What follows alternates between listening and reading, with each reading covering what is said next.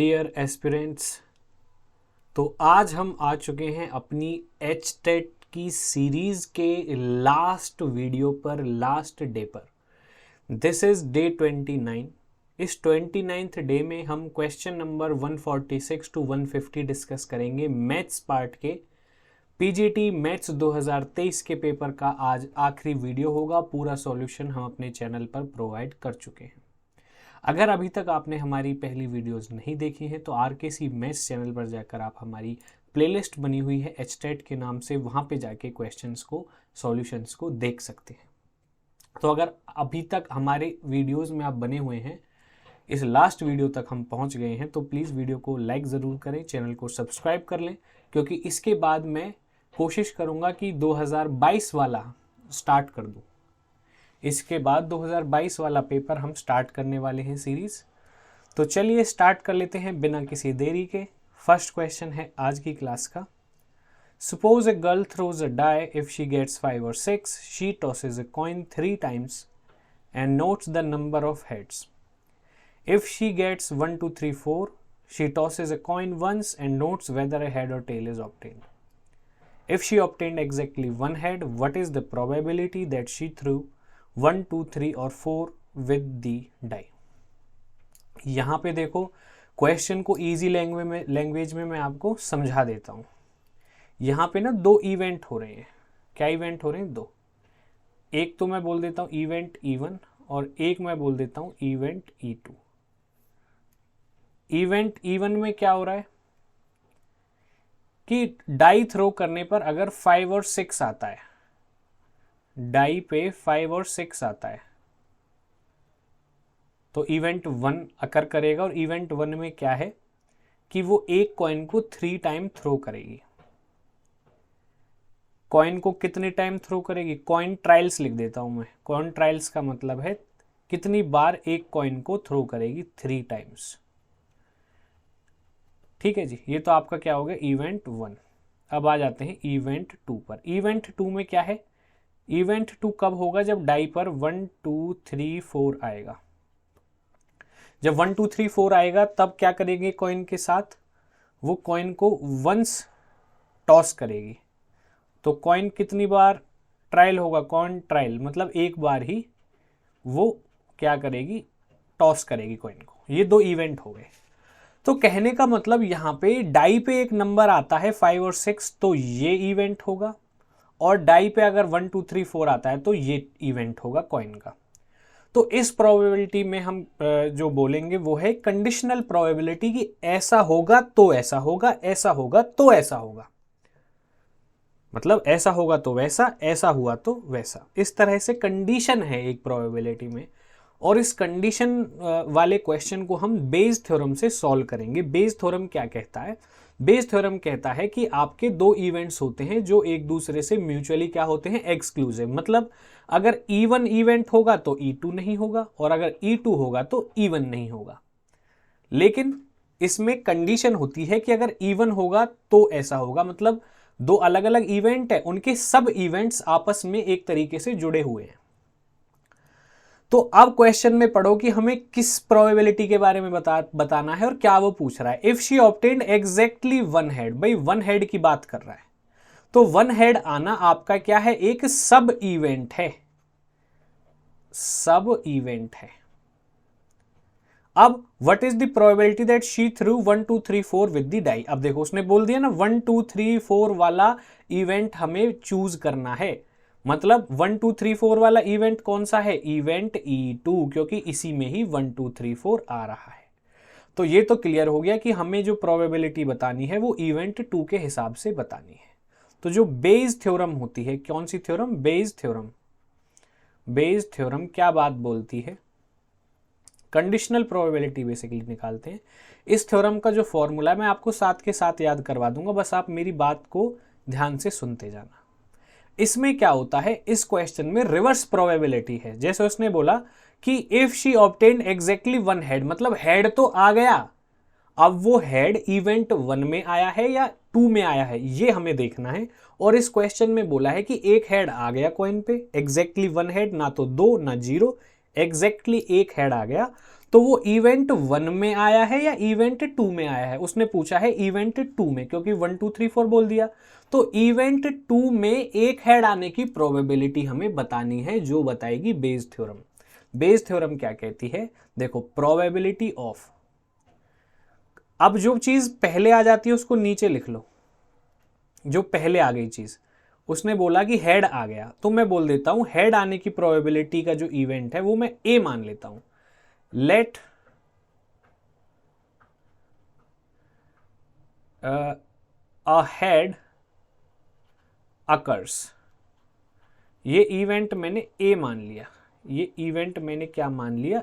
ए event हो गया, ये इवेंट मेरा क्या हो गया? ए। ये ध्यान रखना जिससे कि मुझे लिखने में आसानी हो। तो हेड तो आ गया, जो आ गया उसे नीचे लिख लो। अब कौन से इवेंट में, E1 में E2 में वो पूछ रहा है। ये देखो, ये जो 1 2 3 4 है ये E2 को रिप्रेजेंट कर रहे हैं, तो E2 में, तो ऊपर लिख दो E2। ये प्रोबेबिलिटी होती है कंडीशनल प्रोबेबिलिटी की हेड तो आ रहा कॉइन पे, हेड तो इस वाले इवेंट में भी आ सकता है, लेकिन हमें उस प्रोबेबिलिटी के बारे में बताना है जिसमें हेड E2 इवेंट के लिए आया है। तो ए मैंने नीचे लिख दिया, E2 ऊपर। अब देखो आगे याद करने का तरीका। अब E2 हमें क्या चाहिए? हेड चाहिए। पहले देखो, हेड हमें चाहिए E2 इवेंट के लिए, तो पहले प्रोबेबिलिटी ऑफ E2 इवेंट लिखेंगे, प्रोबेबिलिटी ऑफ E2 इवेंट, ये हो गया। इसके मल्टीप्लाई में करेंगे। अब E2 इवेंट तो हो गया, तो जो हो जाता है उसे कहां लिखते हैं? नीचे, तो यहां पे नीचे लिख दो। अब हमें क्या चाहिए? हेड चाहिए ना एग्जैक्टली, तो ए लिख दिया। Let A head occurs exactly 1, exactly 1 occurs की मैंने ए इवेंट लिख लिया उस प्रोबेबिलिटी के लिए। तो ये हो गया। अब नीचे डिवाइड में हम क्या कर देंगे? ये तो E2 इवेंट के लिए लिखा, इसकी कॉपी कर दो नीचे, जो ऊपर लिखा है उसी की कॉपी, जो ऊपर लिखा है उसी की कॉपी कर दो और प्लस में कर दो। टोटल प्रोबेबिलिटी लिखते हैं नीचे, तो टोटल में E2 इवेंट के लिए ये लिख दी, तो E1 इवेंट के लिए भी लिख दो। बस जहां पे E2 है वहां पे E1 लिख दो, बाकी सारी चीजें क्या रहने वाली है? सेम। ये फॉर्मूला बन जाता है आपका बेस थ्योरम का, जिसमें वैल्यू पुट करके हम आसानी से आंसर निकाल सकते हैं। इसको कंडीशनल प्रोबेबिलिटी के नाम से भी आप समझ सकते हो। अब देखो एक इंपॉर्टेंट चीज, अब प्रोबेबिलिटी ऑफ E1 देख लेते हैं क्या बनेगी। देखो E1 और E2 दो इवेंट है। प्रोबेबिलिटी E1 जो इवेंट है ये कब अकर होता है? जब डाई पे 5 और 6 आता है। तो 5 और 6 फेवरेबल केसेस हो गए, तो फेवरेबल केसेस कितने हो गए? 2। डाई पे टोटल नंबर कितने होते हैं? 6। तो ये कितना आ गया? 1/3 प्रोबेबिलिटी ऑफ E1। इसी तरह से प्रोबेबिलिटी ऑफ E2 भी निकाल लो। E2 कब अकर होता है? जब डाई पे ये 4 नंबर आते हैं, तो favourable cases 4, total number 6 die पर, तो ये हो गया 2/3। ध्यान रखना, हम अभी E1 और E2 जो हैं ये डाई की प्रोबेबिलिटीज हैं, क्योंकि पहले डाई थ्रो होता है, कॉइन पे जो टर्म हेड या टेल है वो बाद में आता है, ठीक है ना। तो E1 और E2 मैंने लिख लिया। अब बात आ जाती है probability of A divided by E2। इसका मतलब क्या है? ये मैं यहीं से एरो बना के लिख देता हूं। देखो, E2 इवेंट तो अकर हो गया, अब उसके अकर होने के बाद कितने ट्रायल हो रहे हैं कॉइन के? उस कॉइन की प्रोबेबिलिटी पूछ रहा है कि उस कॉइन के ट्रायल में हेड कितनी बार आ जाएगा? Exactly 1 time head. तो देखो E2 में हम कॉइन को एक बार ही टॉस कर रहे हैं, 1 ट्रायल है कॉइन का, तो या तो हेड आएगा या टेल आएगा। तो एग्जैक्टली 1 हेड आने की प्रोबेबिलिटी क्या हो गई? 1/2, क्योंकि 2 टोटल केसेस है, या तो हेड आएगा या टेल, तो 2 से डिवाइड कर दिया। और हेड आने की प्रोबेबिलिटी 1 है, या तो हेड आएगा या टेल, तो फेवरेबल केसेस 1/2 हो गया। नीचे भी ये भी सेम रहेंगे क्योंकि ऊपर वाला सेम है नीचे। अब आ जाते हैं प्रोबेबिलिटी ऑफ E1 पे। E1 में देखो 2 फेवरेबल केसेस है जो मैंने आपको पहले बता दिया, ये कितना हो जाएगा आपका? 1/3। अब आ जाते हैं प्रोबेबिलिटी ऑफ E1। अब probability of getting exactly 1 head when event E1 occurs, ये चीज है। अब E1 अकर हो गया, अब इसमें एग्जैक्टली हेड कितनी बार आ सकता है? देखो यहां पे कॉइन 3 टाइम टॉस हो रहा है। कितने टाइम टॉस हो रहा है? 3 टाइम्स। जब कॉइन 3 टाइम टॉस होता है तो टोटल केसेस कितने बनते हैं? टोटल केसेस को मैं TC शॉर्ट में लिख देता हूं। तरीका मैंने बताया था, देखो हेड आएगा या टेल, तो 2 पॉसिबल केसेस हैं, 2 हो गया। अब एक कॉइन को 3 बार टॉस करो या 3 कॉइन को 1 बार टॉस करो, तो नंबर ऑफ ट्रायल्स की बात हो जाती है बेसिकली। तो 3 टाइम्स किया तो रेज टू पावर में 3 कर दो, ये कितना आ गया? 8। तो टोटल केसेस हमारे कितने बनेंगे 8 इवन इवेंट के केस में। अब इसमें उसने बोला एग्जैक्टली वन हेड आना चाहिए, तो एग्जैक्टली वन हेड के लिए देखो क्या पॉसिबिलिटीज है, या तो हेड हेड टेल आ जाएगा, सॉरी हेड चाहिए ना हमें, या तो हेड टेल टेल, या टेल हेड टेल, या टेल टेल हेड। ऐसे कितने इवेंट है जिनमें एग्जैक्टली वन हेड आ सकता है, 1 2 3। तो फेवरेबल केसेस हो गए 3, टोटल केसेस हो गए 8, तो इस इवेंट की जो प्रोबेबिलिटी है वो 3/8 आ गई। जस्ट अब आपको क्या करना है, वैल्यूज पुट करने हैं, बड़ी आसानी से आपका काम हो जाएगा। प्रोबेबिलिटी ऑफ E2 देखिए कितना है 2/3, प्रोबेबिलिटी ऑफ AE2 ये मैंने 1/2 लिखी है, यहाँ पे समझा पहले ही चुका हूं कैसे आया। नीचे सेम आ जाएगा तो 2 से 2 कैंसिल करेंगे 1/3, नीचे भी सेम है यहाँ पे, प्लस E1 की कितनी है 1/3, ये हो जाएगा 3/8, इतना हो गया। ये आ गया 1/3 डिवाइडेड बाई 1/3 प्लस 1/8। आगे इसको सॉल्व करेंगे 1/3 LCM 24, और ये यहाँ पे आपका आ जाएगा 8 + 3 11, 3 8 ज़ा 24, और ये आ गया 8/11। और यही आपका प्यारा सा नन्हा सा मुन्ना सा छोटा सा आंसर है 8/11। कौन से ऑप्शन में है, ऑप्शन नंबर डी में है, आपका करेक्ट आंसर हो जाएगा। ये काफी अच्छा क्वेश्चन था, क्लास 12th प्रोबेबिलिटी की बेस्ड थ्योरम, जिसको हम कंडीशनल प्रोबेबिलिटी के नाम से भी जानते हैं, वो था। आप स्क्रीनशॉट ले लें, वीडियो को पॉज करके दोबारा रिवाइंड करके देखें या खुद से सॉल्व करें। चलिए नेक्स्ट क्वेश्चन, वीडियो को पॉज करके पहले खुद से ट्राई करिए, कमेंट बॉक्स में कमेंट करिए आंसर, और फिर जब मैं सॉल्व करा दूंगा फिर आप देखेंगे, या फिर अगर आप सॉल्व कर लेते तो आप डायरेक्ट आंसर भी देख सकते हैं। चलिए वीडियो को पॉज करके, चलिए अभी तक आपने क्वेश्चन कर लिया होगा वीडियो को पॉज करके, अब देख लेते हैं क्वेश्चन क्या कहता है। From the top of A building, एक बिल्डिंग बना रहा है जी वो, from the top of A building, ये मैंने एक बिल्डिंग बना ली, ये बना ली बिल्डिंग, ठीक है जी। 60 metre high, the angle of depression of top and bottom of a tower, एक छोटा टावर है इसके पास में, ये बना लिया मैंने इसके पास में एक टावर। अब वो इसके टॉप से देख रहा है, यहाँ पे टॉप से देख रहा है, तो इसको डॉटेड लाइन में बना लेते हैं।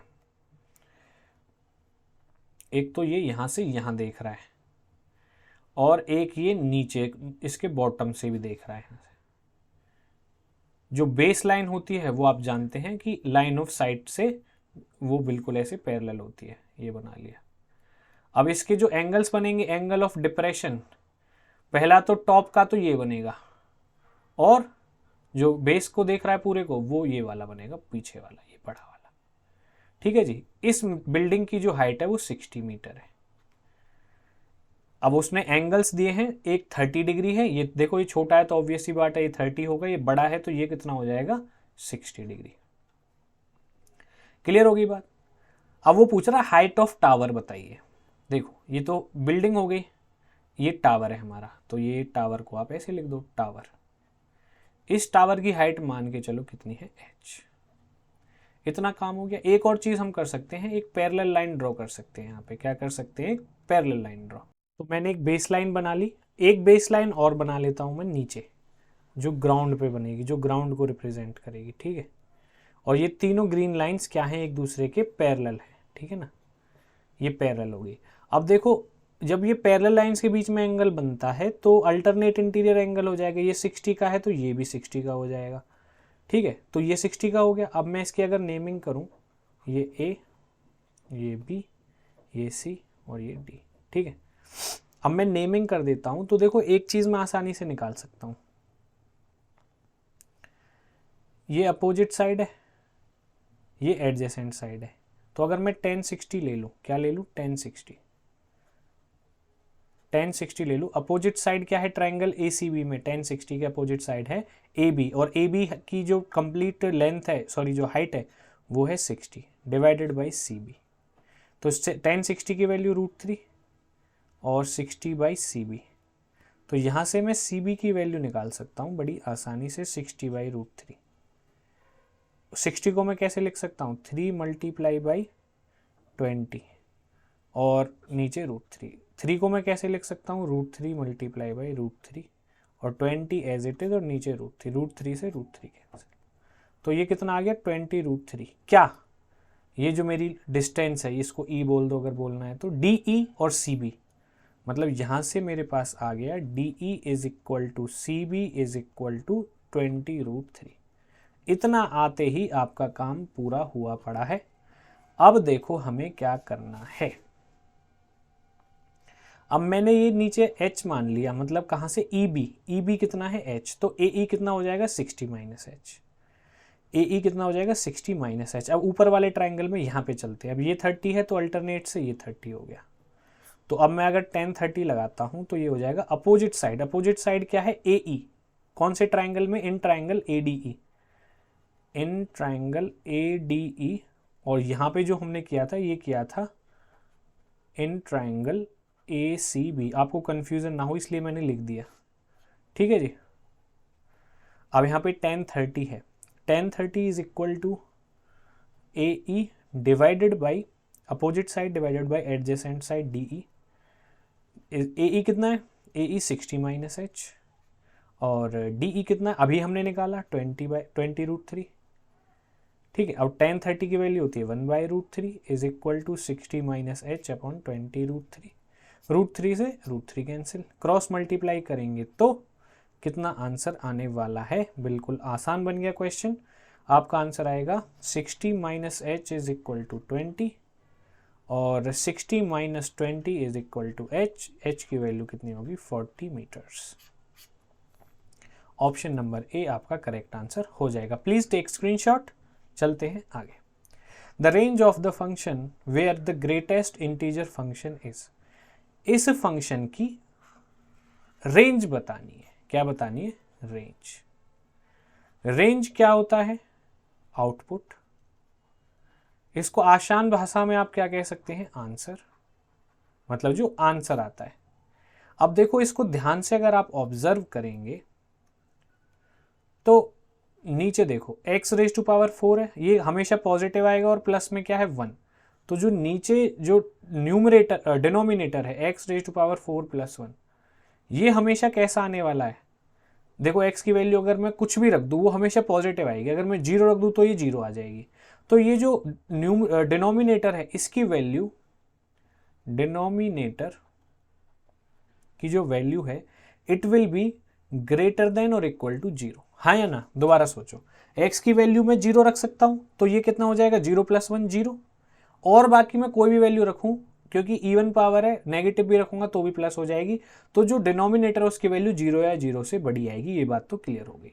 अब बात करते हैं न्यूमरेटर की। तो साइन पाई, पाई के अंदर क्या है, ग्रेटेस्ट इंटीजर फंक्शन।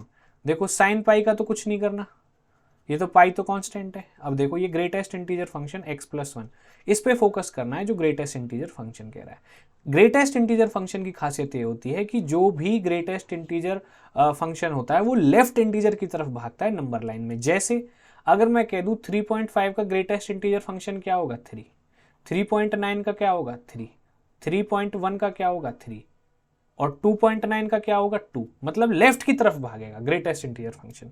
अब x⁴ है तो ये भी पॉजिटिव होगा।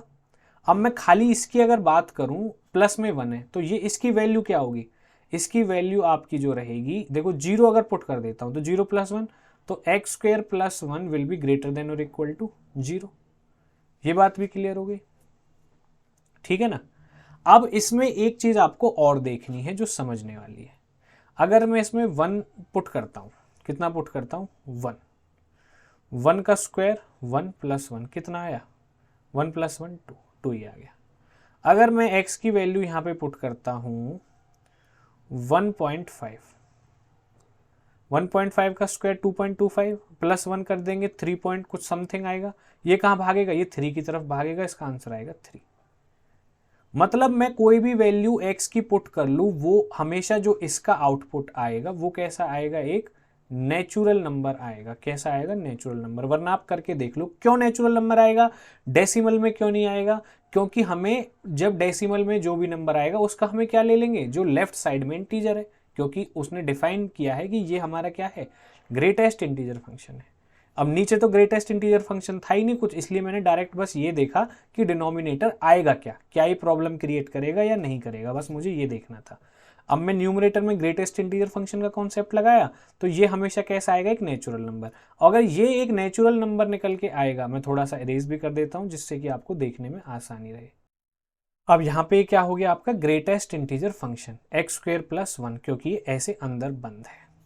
अब ये हमेशा कैसा आएगा, एक नेचुरल नंबर। मैंने अभी आपको बता दिया क्यों आएगा नेचुरल नंबर, क्योंकि अगर डेसिमल में भी आएगा तो उसके लेफ्ट वाला इंटीजर ले लेंगे। मान के चलो 7.888 ऐसा कुछ आया तो उसका ग्रेटेस्ट इंटीजर फंक्शन 7 हो जाएगा। तो ऐसे ही ये जो वैल्यू आएगी न्यूमरेटर में, ये हमेशा कैसी आएगी, साइन n पाई की फॉर्म में आएगी, where n is the natural number. आगे बात समझ में। और साइन की वैल्यू जब n पाई पे आएगी तो ये देखो एक चीज, या तो यहां पे आएगी या यहां पे आएगी, क्योंकि यहां से यहां तक जाएंगे पाई, फिर यहां से घूम के 2 पाई, फिर यहां पे 3 पाई, फिर यहां पे 4 पाई, ऐसे चलती रहेगी। मतलब इस x एक्सिस पे x की वैल्यू आने वाली है, और यहां पे x की वैल्यू क्या होती है, 0। क्या होती है, 0। तो जब न्यूमरेटर में हमारा 0 बन गया तो डिनोमिनेटर में कुछ भी हो आंसर कितना आएगा, 0। मतलब ये आंसर हमारा कितना आएगा, 0। और आंसर ही क्या होता है, आउटपुट, और आउटपुट क्या होती है, रेंज। तो मेरा जो आंसर है वो क्या आ गया, option number B, that is 0। समझ में आ गई आपकी बात, ग्रेटेस्ट इंटीजर फंक्शन का क्या कॉन्सेप्ट था। स्क्रीनशॉट ले लीजिए, समझ में नहीं आया तो वीडियो को रिवाइंड करके देखिए, खुद से प्रैक्टिस करिए। चलते हैं नेक्स्ट क्वेश्चन पर। The sum of first 6 terms of an arithmetic progression is 42। First 6 terms की बात कर रहा है, तो n की वैल्यू हो गई 4, और जो सम है वो कितना दे रखा है, 42। The ratio of 10th term to its 30th term, ये गिवन जो चीजें हैं वो लिख रहा हूं मैं पहले। सम हमें यहाँ पे क्या गिवन है, 42, और दूसरा चीज क्या गिवन थी हमें, रेशियो गिवन था 10th टर्म का। देखो 10th टर्म को हम क्या लिख सकते हैं, a + 9d, और 30th टर्म को a + 29d। ये फॉर्मूला होता है, कौन सा फॉर्मूला, a + n-1d का, जिससे हमारी nth वैल्यू आती है। तो n की वैल्यू 10 पुट करने पे ये आ जाएगा, और n की वैल्यू 30 पुट करने पे ये आ जाएगा। दोनों का रेशियो गिवन है 1:3। क्रॉस मल्टीप्लाई कर लेते हैं, 3a + 27d is equal to a + 29d। इतना हो गया क्लियर। a को लेफ्ट साइड में लेके आऊंगा तो 2a, 29 को लेके आऊंगा तो -2d इज इक्वल टू 0। ये आपकी इक्वेशन 2 बन गई। इक्वेशन 1 यहां से बना लो। 6 टर्म्स का क्या था आपका सम, तो अगर मैं पहली टर्म a ले लूं, दूसरी a + d, a + 2d, a + 3d, a + 4d और a + 5d, ये आपकी कितनी होगी, 6 टर्म्स। इनका अगर मैं सम करता हूं सबका, तो ये सम कितने का इक्वल दिया है क्वेश्चन में, 42। a को प्लस कर लो, 1 2 3 4 5 6, 6a। d कितना है, 5 4 9 + 3 12 + 2 14 + 1 15d।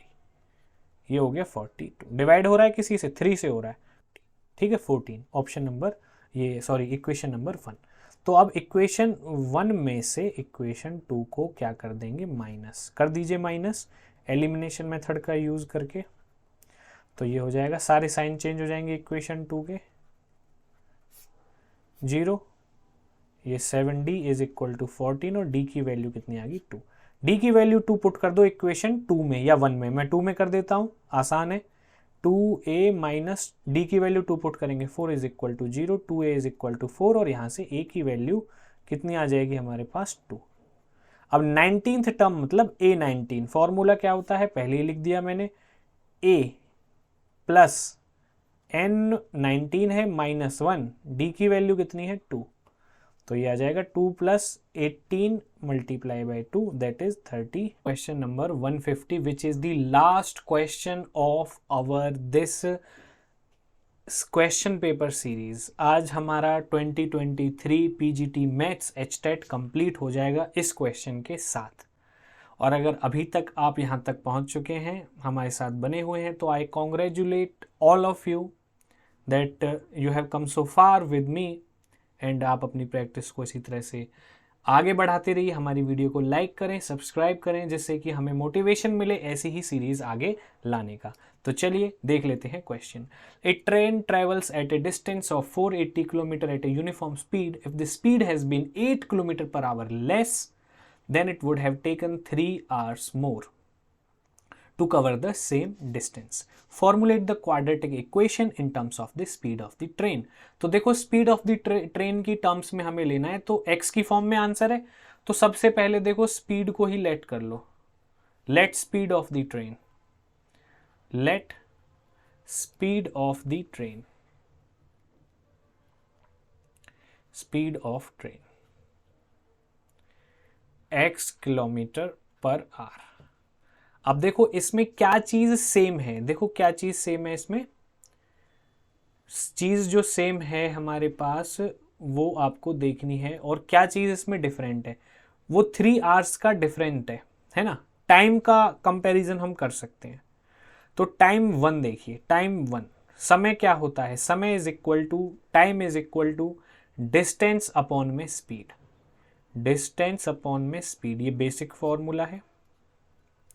तो टाइम 1 देखो डिस्टेंस तो 480 ही है, स्पीड में क्या ले लेता हूं x किलोमीटर पर आवर, और टाइम 2 में मैं क्या कर लेता हूं 480 ही डिस्टेंस है, उसने क्या बोला है, if the speed had been 8 kilometre per hour less, तो इसमें x माइनस 8 ले लेता हूं। तो जब स्पीड कम होगी तो टाइम क्या लगेगा, ज्यादा लगेगा, कितना लगेगा, ज्यादा। तो ये इसमें स्पीड कम है, तो ये जो टाइम है, time t2 is greater than time t1, ये तो कॉमन सेंस है, क्योंकि जिसमें स्पीड कम होगी उसमें टाइम ज्यादा लगेगा, तो time 2 is greater than time 1। तो अब मैं क्या करूंगा, टाइम 1 और टाइम 2 को कंपेयर करूंगा, इक्वेट कर दूंगा। कैसे, देखिए अब मैंने क्या किया, time 1 is equal to time 2 कर दिया, ये समझने के लिए बता रहा हूं, इक्वल नहीं है टाइम 1 और टाइम 2, तो मैंने इक्वल कर दिया, तो ये हो जाएगा 480 divided by x minus 8 is equal to 480 divided by x. अब मैंने आपको बताया था कि टाइम 2 ज़्यादा है, मतलब ये ज़्यादा है ये कम है। अब इनको इक्वल करने के लिए या तो इसको कम करो या इसको बढ़ा दो, कितना बढ़ा दूं, 3 घंटे ज़्यादा लगे, तो अब मैं क्या करूँ, ये तो कम टाइम लगा इसको, तो इसमें +3 कर दो, अब तो इक्वल हो गए। टाइम 1 जो छोटा था उसमें क्या कर दो, +3 कर दो, इक्वल हो गए। बस यही आपकी इक्वेशन बन गई, क्रॉस मल्टीप्लाई करके आंसर निकाल दो। यहाँ पे अगर मैं एलसीएम लूंगा तो यहाँ पे आ जाएगा x 480 + 3, यहाँ पे अगर मैं लूंगा, एलसीएम लेने की जरूरत ही नहीं है यहाँ पे, तो यहाँ पे आ जाएगा आपका ये 483 बाई एक्स, 483 बाई 3, 480 x यहाँ पे, एक minute, 480 by x plus 3, x LCM हो गया, 480 + 3x आ जाएगा यहाँ पे, तो ये 480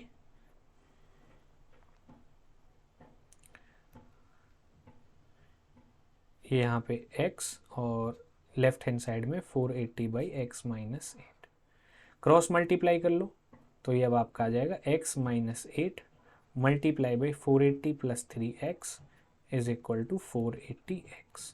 x की मल्टीप्लाई पहले 480x + 3x², अब 8 की करूँगा तो ये आ जाएगा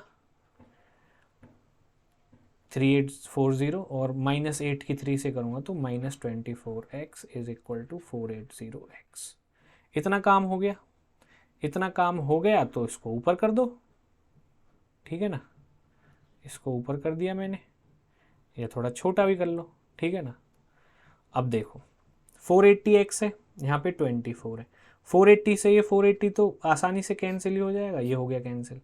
अब 3x², क्या इक्वेशन बची, 3x² minus 24x minus 3840 is equal to 0। 3 से डिवाइड हो रहा है पूरा, 3 से डिवाइड कर दो, थोड़ा आसान लगेगा देखने में भी। इतना हो गया। अब मल्टीप्लाई करने पे ये आए और प्लस माइनस करने पे ये आए, लेकिन इसमें तो आगे सॉल्व भी नहीं करना, खाली इक्वेशन बतानी है। x² माइनस 8x, ये देखो option number C exact match हो गया हमारा, यही हमारा क्या हो जाएगा आंसर, यही हमारा क्या हो जाएगा आंसर। क्लियर हो गया, तो हमने ये क्वेश्चन भी अपना कंप्लीट कर लिया है। तो इसी के साथ हमारा जो previous year paper HTET 2023 mathematics का 90 to 150 वाला सीरीज था वो कंप्लीट होता है। थैंक यू सो मच इतना प्यार देने के लिए, इतना वीडियो को लाइक करने के लिए, और इसी तरह से हम आगे बढ़ते रहेंगे, आपके लिए नए नए सॉल्यूशंस लाते रहेंगे। तो आप स्क्रीनशॉट ज़रूर लें या फिर नोटबुक में नोट डाउन कर लें आपकी आगे की प्रैक्टिस के लिए। तो चलिए आज के लिए इतना ही, मिलते हैं आपसे अगली वीडियो में, दी एंड फॉर दिस सीरीज। तब तक के लिए टेक केयर, बाय बाय, पढ़ते रहें, हंसते रहें।